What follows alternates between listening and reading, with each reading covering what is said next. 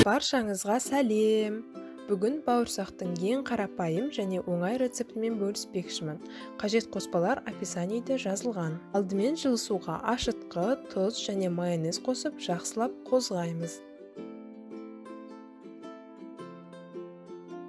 Сосын ұнымызды бір стаканнан қоса отырып араластырамыз. Қажет қамырымыз пайда болған соң ұнға илеп аламыз. Содан соң бетін жауып жылы жерге 1,5-2 сағатқа қоямыз. Көтерілген қамырымызды 3 бөлікке бөлеміз.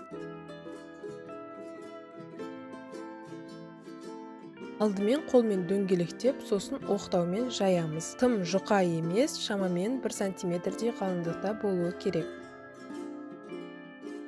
Сосын мынадай стаканмен қамырымызды кесеміз. Қызып тұрған майға бауырсақтарымызды пісіреміз.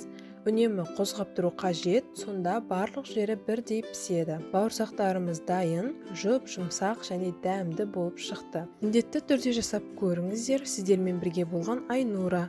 Рецептілерім ұнаса, каналыма тіркеліңіздер және видеоларыма лайк басып пікір қалдырыңыздар. Назарларыңызға рахмет.